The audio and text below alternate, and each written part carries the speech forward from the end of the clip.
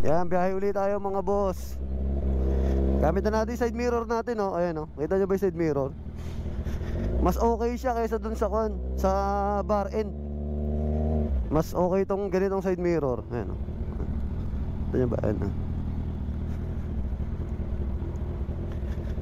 Kasi mas kita ko yung paligid kaysa dun sa naka bar end. Limited lang yung nakikita dun eh. Kasi natatakpan siya ng natatakpan siya nung etong sa braso ko. Ay, sa braso sa siko.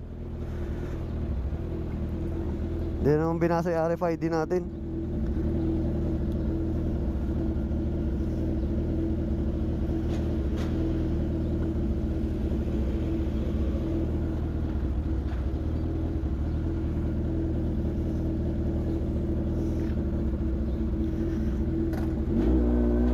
Kaya uli tayo mga boss.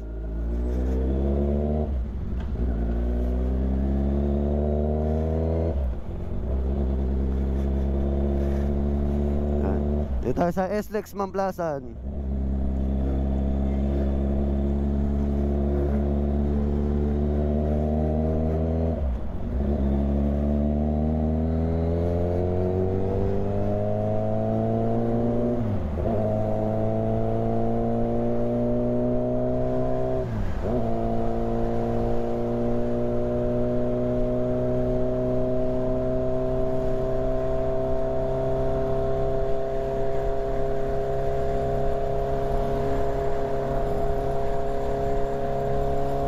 Ganda ng side mirror, oh.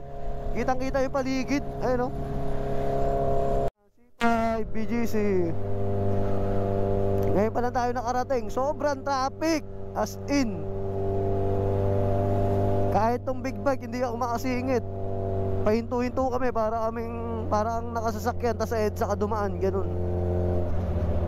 Grabe.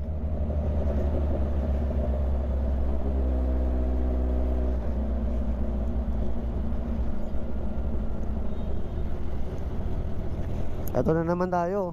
Bagong bago yung natin pero hindi binabasa yung RFID. Ayun, oh, bagong bago yan, oh. Dalawa, north and south yan. Hindi binabasa.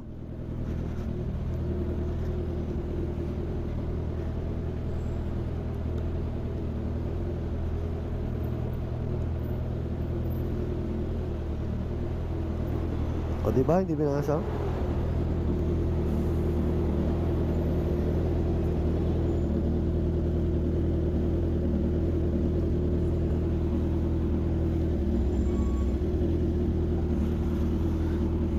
Wala tayong balance.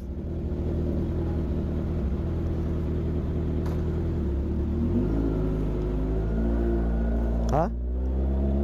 Naka-record na tayo ulit, dear. Ay, may aksidente, oh. May daanan tayo aksidente, mga boss. Ayun, oh. Sa C5 nangyari sa inyo, mga boss. Ayun, oh.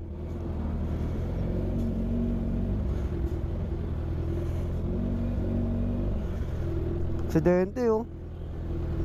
Yari. Ayun, oh.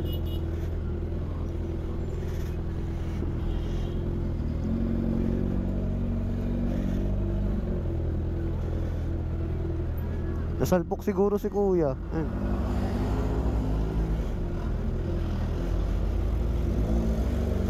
Ingat mga boss. Ayun, may tama. Nasalpok siya sa harapan, kaya siya tumumba. Ayun, may tama yung Ford Ranger sa harap eh, sa bumper sa kanan. Malamang nasabitan siya, kaya tumaob yung motor.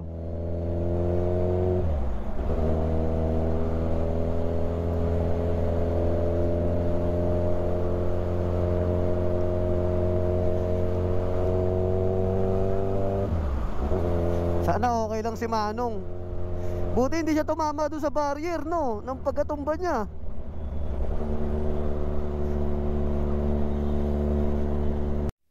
Ayun mga boss, BGC na tayo. Ayun, oh, seal ng BGC. Yung pinaka-seal ng BGC yan.